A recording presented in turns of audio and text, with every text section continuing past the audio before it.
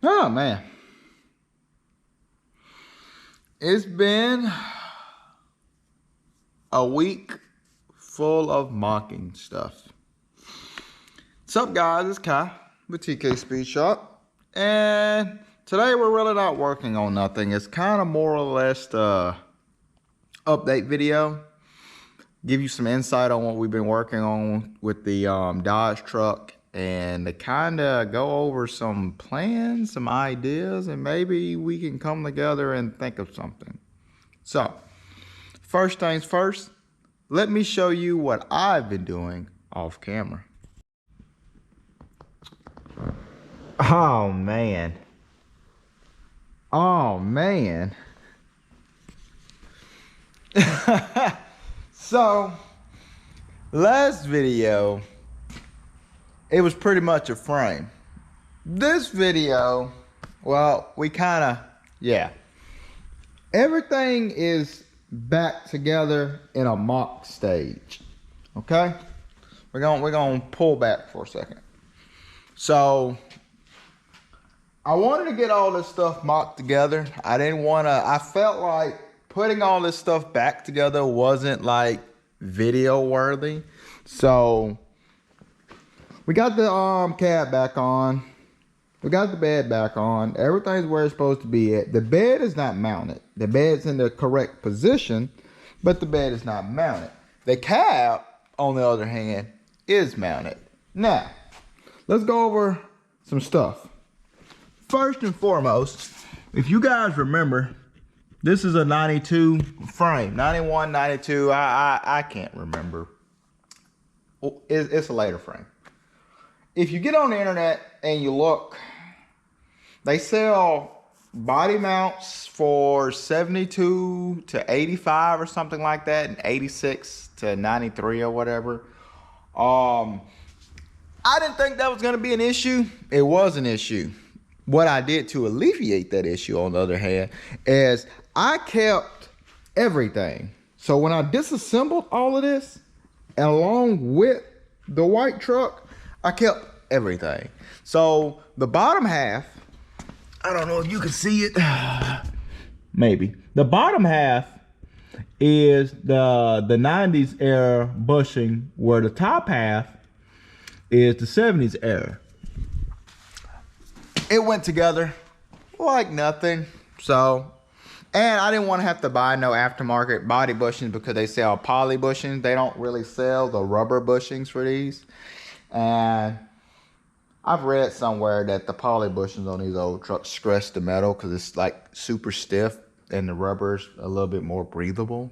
So we wanted to reuse literally everything that we could, because right now, other than a couple trips to like my local hardware store to pick up bolts and stuff, I haven't spent a penny yet. Have not spent a penny yet. So we're trying to keep it. See what I'm saying? Okay.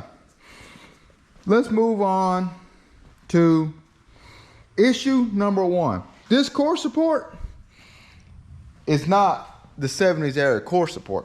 This is the 70s era core support. We decided to go with the 90s era core support because there was stuff that I just didn't want to repair, to be honest with you. I didn't want to fool with any of that stuff, and it's just So the first issue that I ran into was positioning. Positioning of the headlight buckets, positioning of the lower valence, positioning of the tin grill, all that stuff. Now,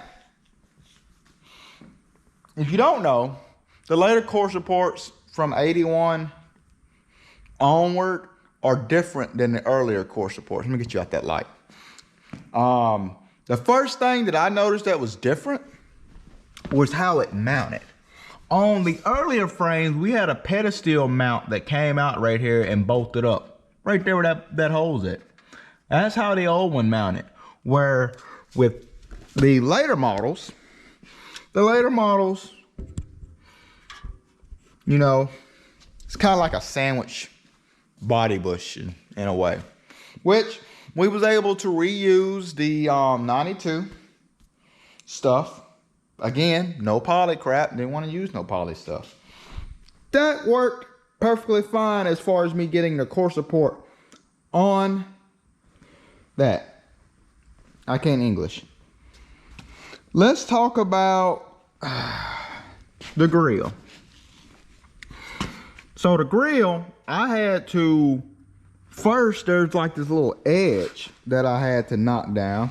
No biggie, take a flap disc. I took a flap disc and I cleaned up the entire front lip of this.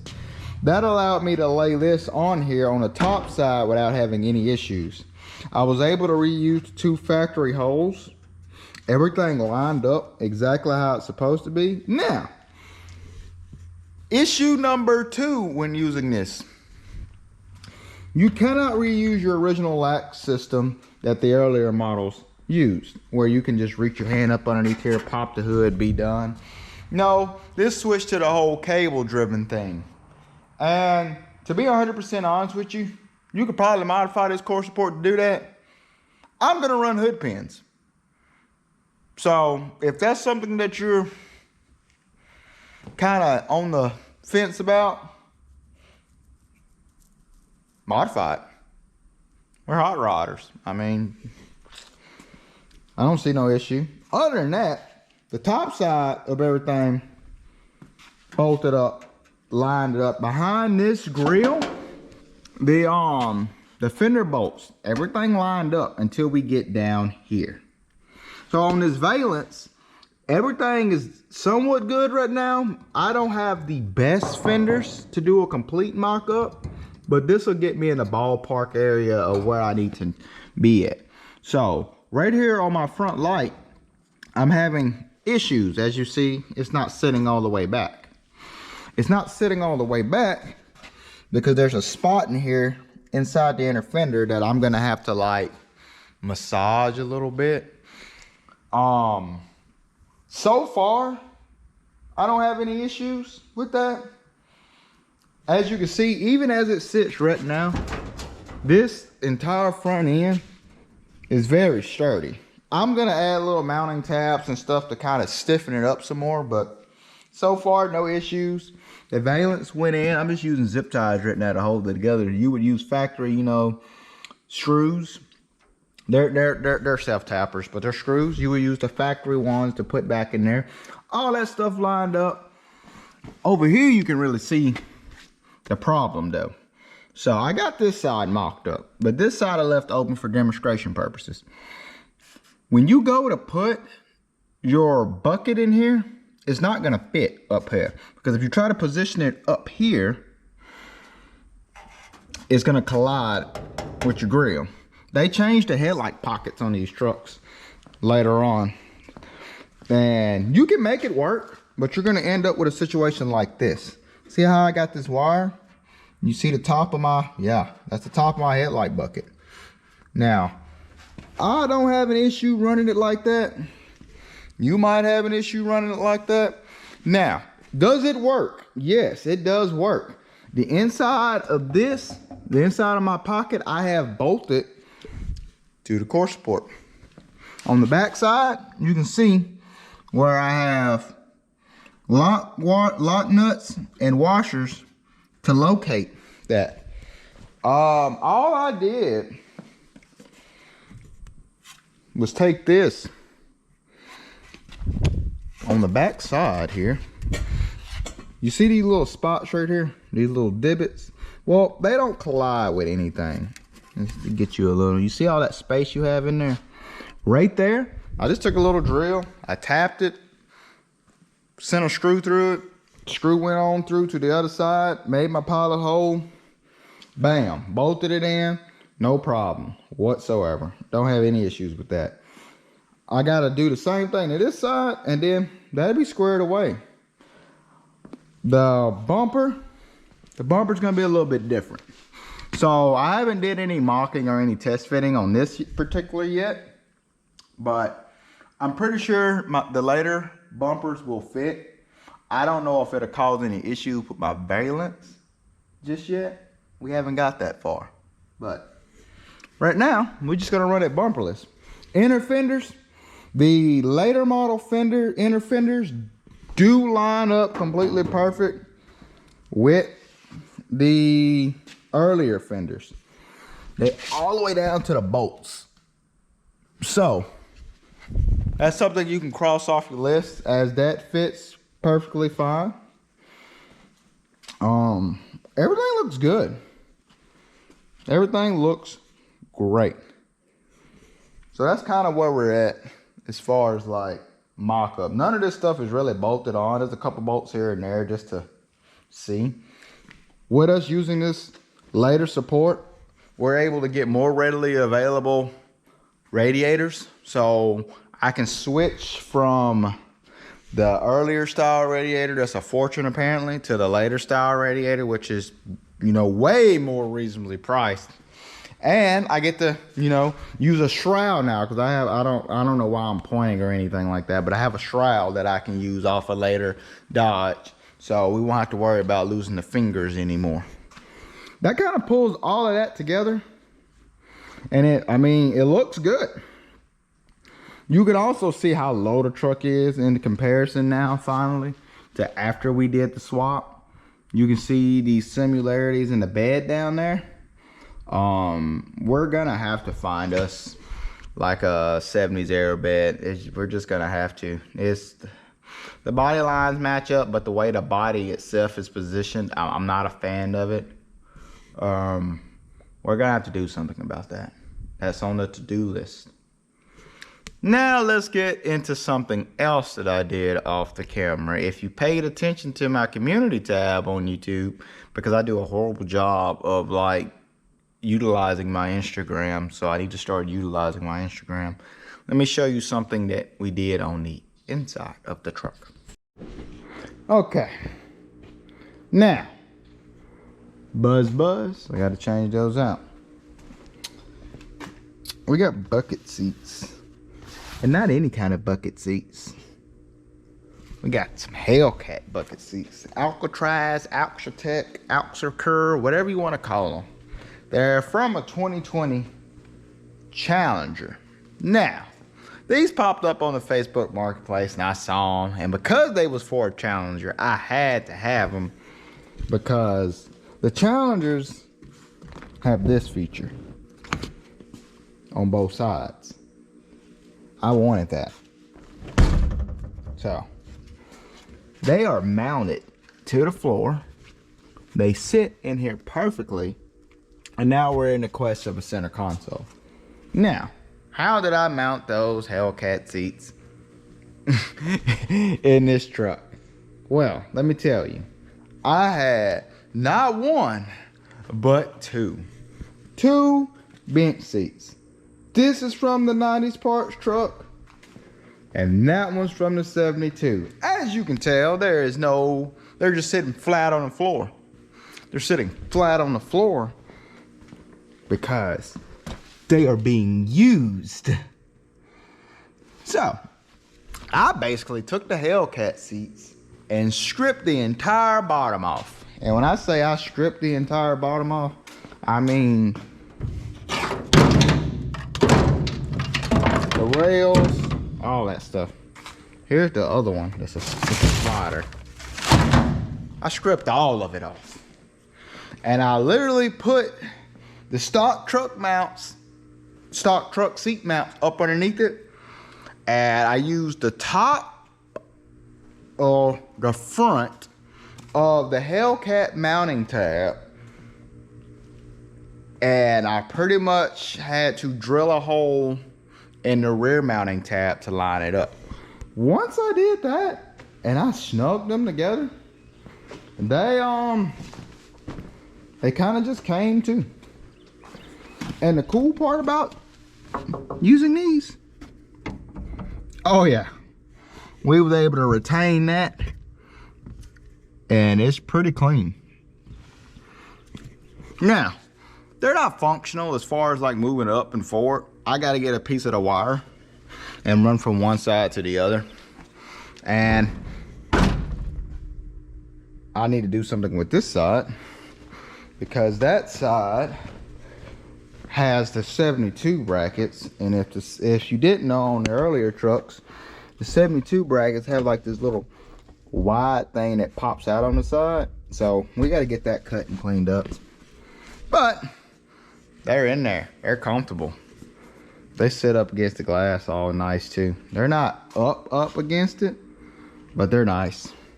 They're comfortable. And again, I got stuff like this. So I can slide this up and I can position it. You can only get that with the Challenger seats. I can't speak on the Charger seats because they're, you know, 4-door cars. I don't know how that works. But I can tell you that the Challenger seats, 100% bolt in here. Now, as far as like the floor pan goes, we ran into an issue. So because this is a bench seat truck, I tried to retain the factory bolt holes, okay? So I just, you know, dropped it in on factory bolt holes because these are bucket seats. Of course, I had to drill 2 holes per side. No biggie. We did that. Not a problem at all. I learned when I had the passenger side in, when I went to go put the driver's side in and I sat in the truck, the steering column was like this once we test fitted it. You can't drive like that. So I moved the seats exactly 4 1/4 inches over. With us moving 4 1/4 over, it gave us exactly 2.5 from this, well, not from that, from the body, the touching the door on both sides. And we just had to re-drill those holes. They was exactly 14 1/4 inches. Hold the hole, front to back. Boop, they drop right on in. Not a problem. And they don't collide with anything. Look at that.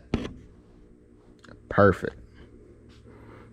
And we can get some seat belts, run them right on through here. And it's like it was meant to be. So that's pretty cool. Let me show you this side. Don't collide with anything. It's like it was meant to be. And that's kind of what we did on the inside. We went back to nighttime mode. Had to turn the lights off. All that buzzing was getting on my nerves. But let's talk about some plans for the truck. So as you guys know, we reused the 318, the flat tappet 318, and we took the heads off of that roller block because they was, you know, the nice heads. And we cleaned everything up. We put it back together. We got the 727 mounted together. It went on. Everything fine and dandy. Cool. We also said that we wanted to take that other 318 and make a stroker in the future. Well, how about we just scratch that and try to locate us like a 5.7 Hemi?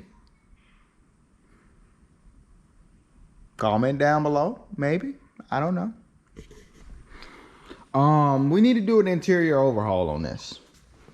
I need to know, guys, carpet or vinyl mat. When we got this truck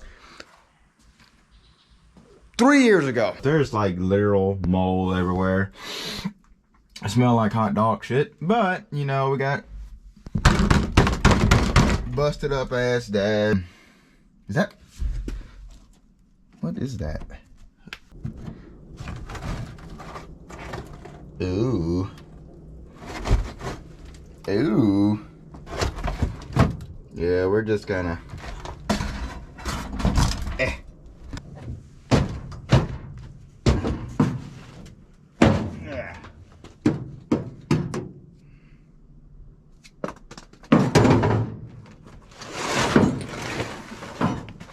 fucking bath mats.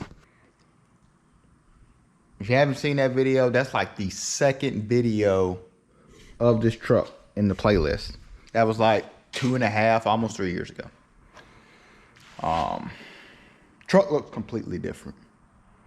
Completely. Do we do the vinyl mat? Do we do carpet? Center console. This is something that I've been wondering about. Do we try to find a Charger center console, a Challenger center console? Do we try to find like a modern Dodge, like 1500, Ram 1500 center console and put in here? Floor shifter or column shifter? We already got headliner in it from the donor truck. Because we got those seats in there, gas tank. The gas tank had to come out. Do we get a gas tank that goes on the driver's side, or do we buy a Ram Charger and modify it in the back? Because right now, we're running with the idea that this is gonna be carbureted. Holley sells a pretty cool like tank for these things for EFI, but they also sell like a unit for a carbureted setup, which would be cool if we wanted to mount it on the driver's side, but I don't know. Rims. Right now we got the trailer off-brand tractor rims on it with the grandma hubcaps on it.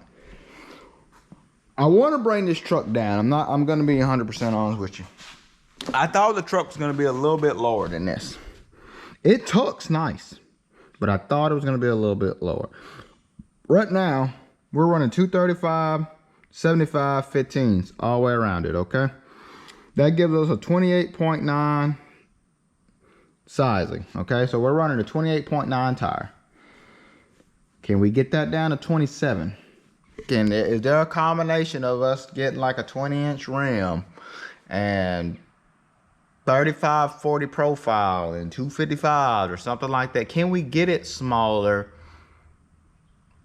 Or do we just, you know, we can do the tried and true, leave the front 235, 75, 15, and then we can come to the back and do like a 275, 50 or 55 or 60, 15 in the back, different style rims. I don't know, like some Magnum 500s or something very Mopar. Or do we like, I don't know, I've been reading forums too much. Do we put Mustang rims on it? I've seen that. We already gotta like put slapper bars on it. Come to find out, they don't make slapper bars for these trucks. It's a Dodge. Uncle Tony said you don't need them. You need them. He made a video on it. I thought it was pretty cool. Once I watched that video, I started seeing other videos and how the Mopars are weird, where the cars don't need slapper bars because of the way that the leaf springs are parallel or staggered or whatever, and the trucks on the other hand are straight centered, so they have like a warp issue that goes on.